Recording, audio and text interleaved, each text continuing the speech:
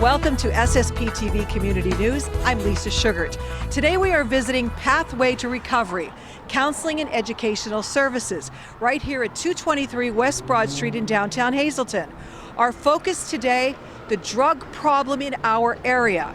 We will be especially focusing on teens and some items they may have in their possession that are drug related that you might think are everyday items. I had the pleasure of talking with Eileen Panzarella. Eileen is Prevention Director at Pathway to Recovery. How severe is the drug problem for the youth in our area? Well, I believe we have, a significant problem, and actually most youth are not using drugs, and that is good news. But we do have youth who are using, and it's serious. There's a lot of serious drugs out on our streets. I think some of the things we mostly see used now is especially marijuana and the vaping of marijuana, which is concerning because we're also hearing that the marijuana vapes can contain fentanyl. We have a lot of like pseudo drugs. A teen might think that they're purchasing a Percocet on the street, and really it's a pressed fentanyl tablet coming in from China and being smuggled in. So we have a lot of that happening. Vaping still going on. The opioid issue is affecting our youth as well, and especially 20-year-olds, 30-year-olds. So we really do have a lot of concerns. So what ages are we talking about that are being impacted?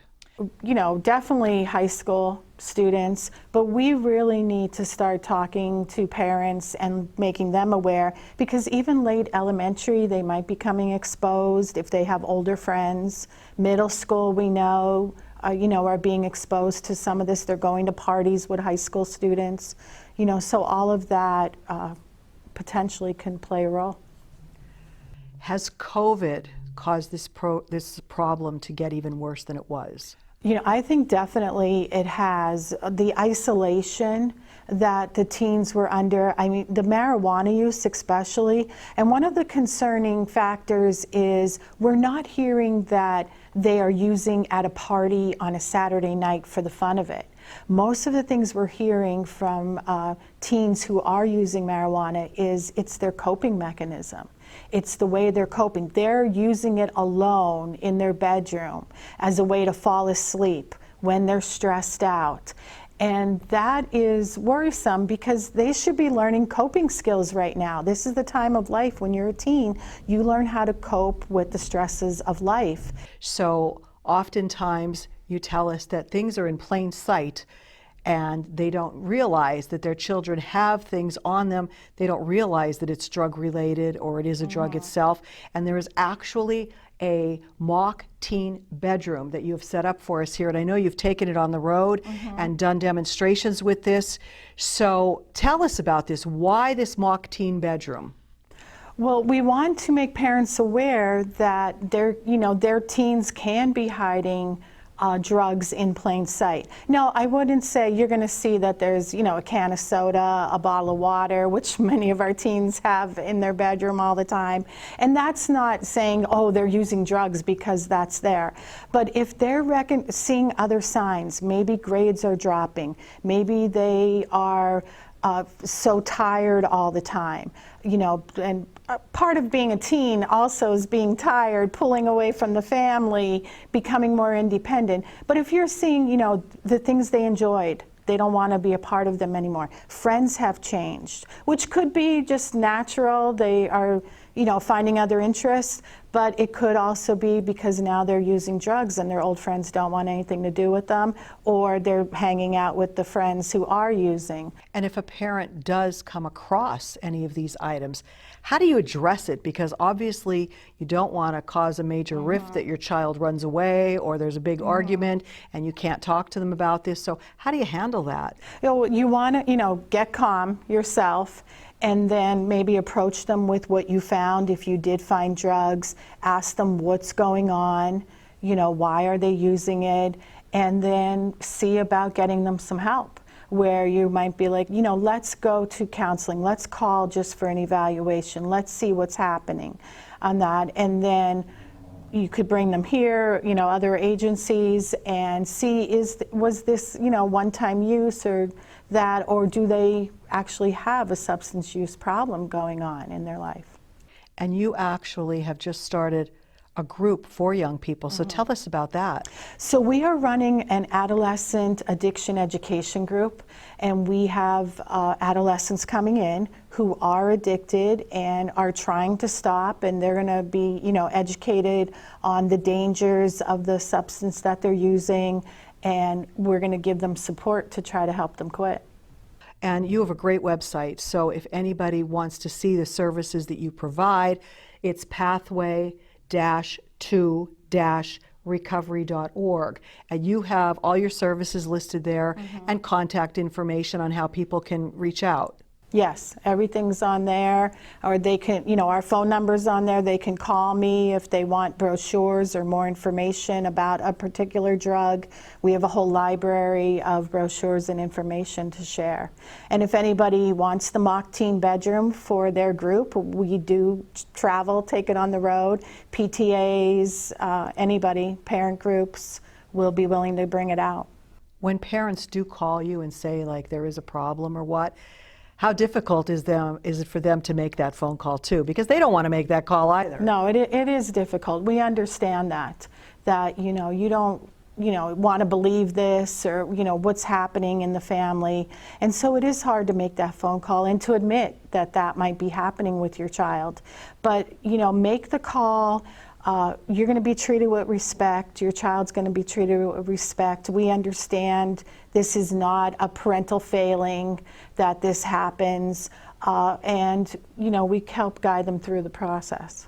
People might be at home thinking, well, I think there's a problem, but if I call, will my child be arrested? No. That would probably come into their mind. What do you say to that? Yeah, no, your child's not going to be arrested. Everything that happens here is confidential, and that, in fact, they can't, you know, even if police request our records, you need like a judge's order in order to get any kind of records. It's the strictest, drug and alcohol counseling is the strictest confidentiality laws that they have. Coming up, Eileen shows us how drugs are actually hidden in plain sight. Plus, we have today's social report and this week's edition of Adopt Me. Stay tuned.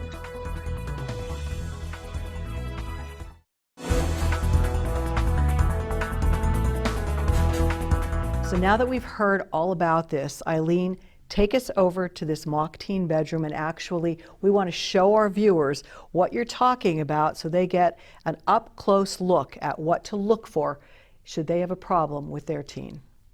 Probably the one that people find most surprising is the water bottle. And it looks just like a regular water bottle, and that, but you can actually unscrew it, and there is a place behind the label where you can hide stuff. And then just keep this in the room, and your mom might think there's just a full water bottle sitting by the side of your bed. Absolutely, And, you would think that.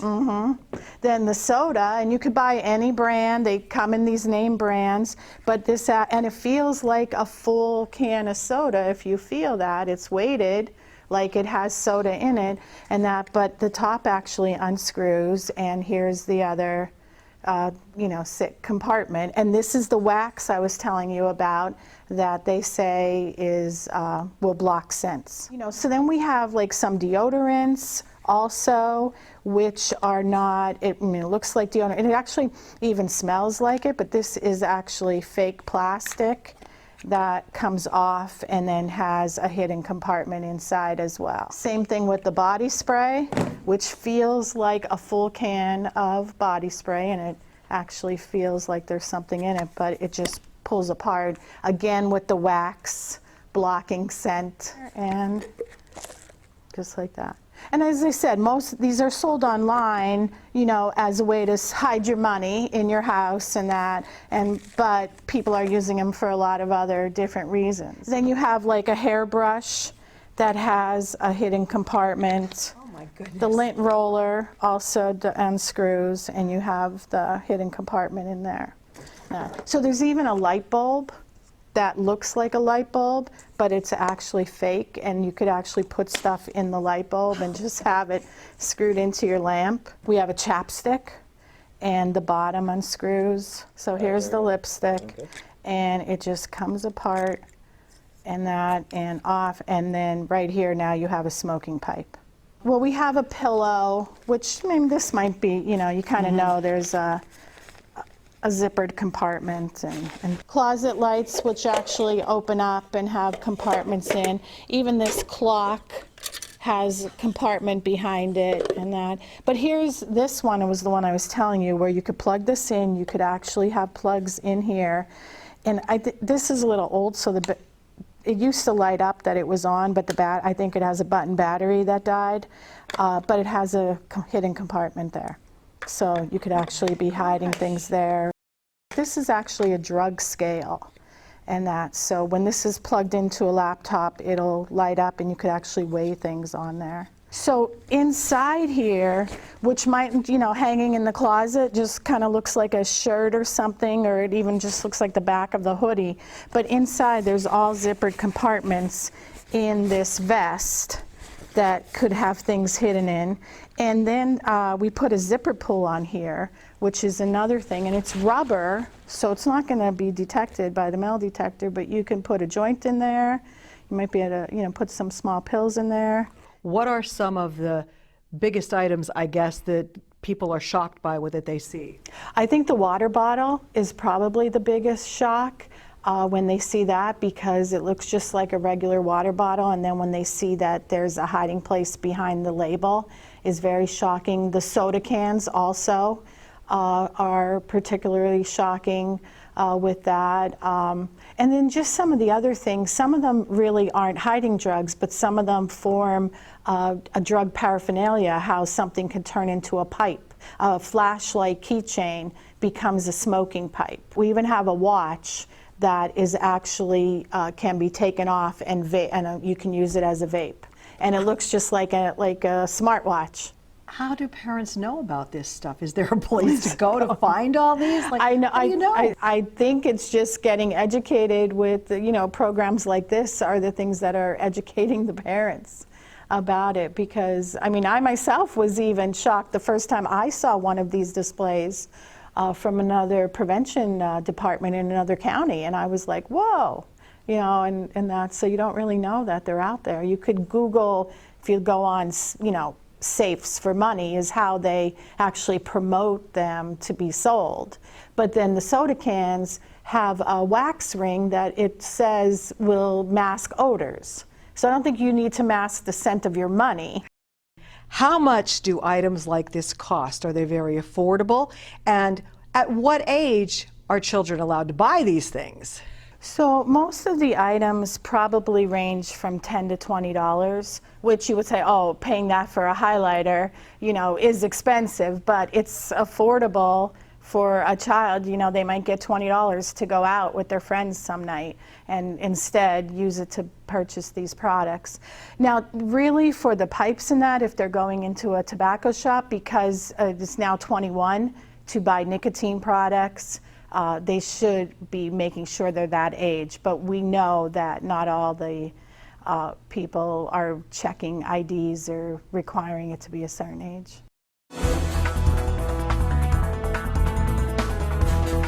October 24th is World Polio Day, to bring awareness that polio, unfortunately, is still in our world, but it is trying to be eradicated by many organizations, one of them being the Hazleton Rotary Club.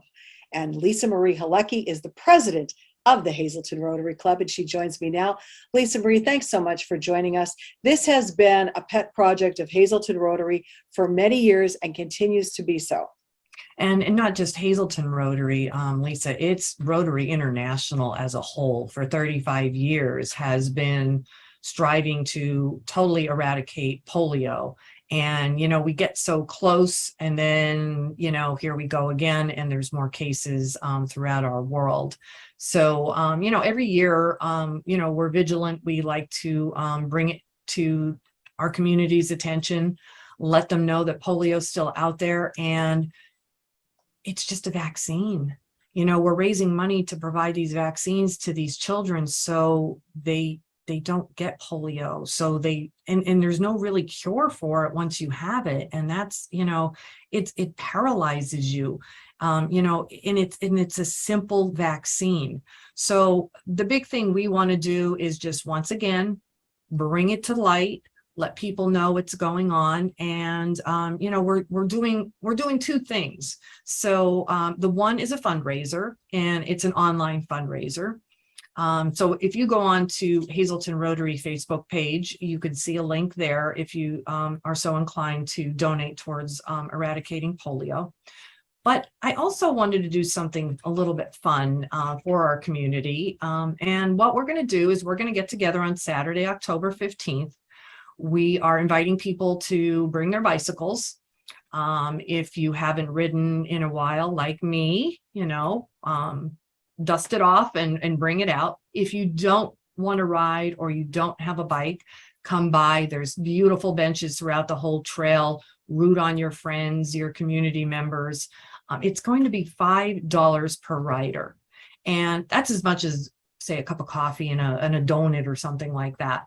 So we got that covered too. So we're partnering not only with Greater Hazleton Rails to Trails on this fun, day out for the fall, but we're also partnering with Lehigh Valley Health Network, and they're going to provide coffee, tea, and some power bars for our riders.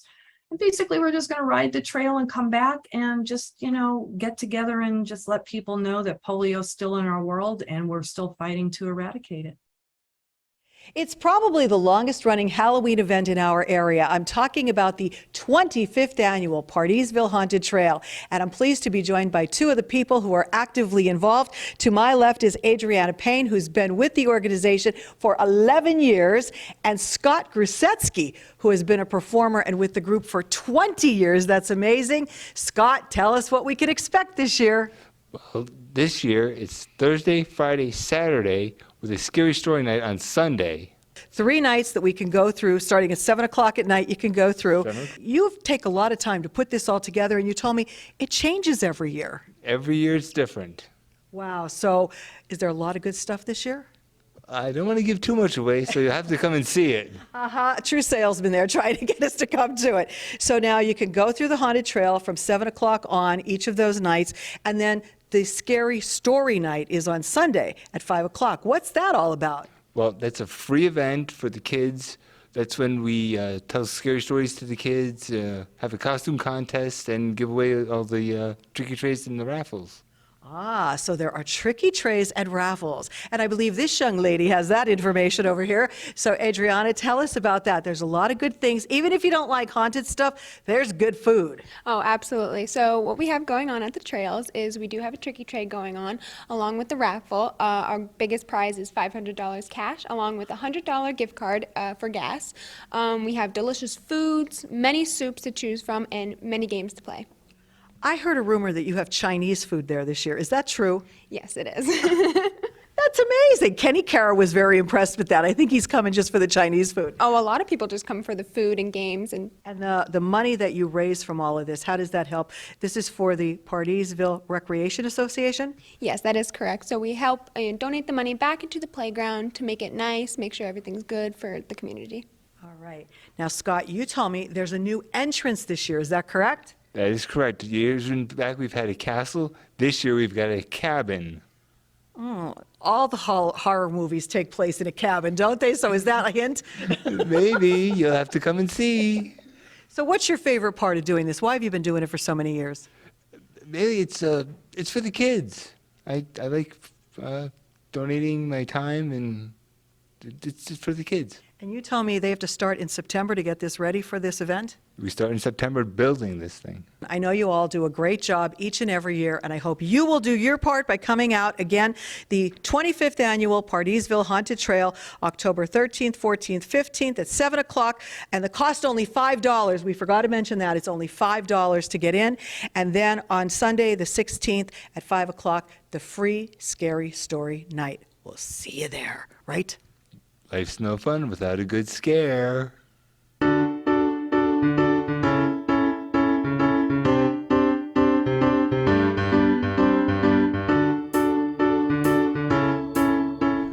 Again, here I have with me Gulliver. Gulliver is an approximately 1.5 to 2-year-old lab mix. Like all of the animals we have up for adoption, Gulliver here is already neutered and microchipped. He's vaccinated against rabies and distemper and has been tested for heartworm and Lyme disease, and although having come up negative for those, he was positive for anaplasmosis, another tick-borne disease, for which he's currently being treated. As you can see, he has a lot of energy and loves to play, and is extremely affectionate. We recommend somebody with a decent-sized yard and a lot of playtime for him. We're not sure what he's like with other dogs, so as always, we'd want to do a meet and greet to make sure they're going to get along. That's it for Gulliver. Let's have a look at another dog. And here I have with me Harpo. Harpo is an approximately 2.5 to 3-year-old terrier mix, who, like all the animals up for adoption here, has already been neutered and microchipped. He's also vaccinated against rabies and distemper and has been tested for heartworm and Lyme disease and come up negative for both. As you can see, Harpo has been shaved down because when he arrived here, he was a little bit matted up. Harpo is very affectionate and friendly, but he's a little bit shy when you first meet him. As you can see, though, he loves to be held. We're not sure what he's like with other dogs, so of course, if you have one of your own and are considering adopting him, we'd want to do a meet and greet. That's it for this week's Pets. Anybody interested in adopting Gulliver, Harpo here, or anyone else up for adoption, please email us for an adoption application at hazas@ptv.net. Adopt Me is brought to you by Workforce Resources Staffing in West Hazleton. For more information, call 570-454-8810 or go to workforceresourcesstaffing.com. Thanks for watching SSPTV Community News, brought to you in part by Samsung Productions and the Hazleton Standard Speaker. Watch us online at ssptv.com and like us on Facebook and Twitter for more news and information.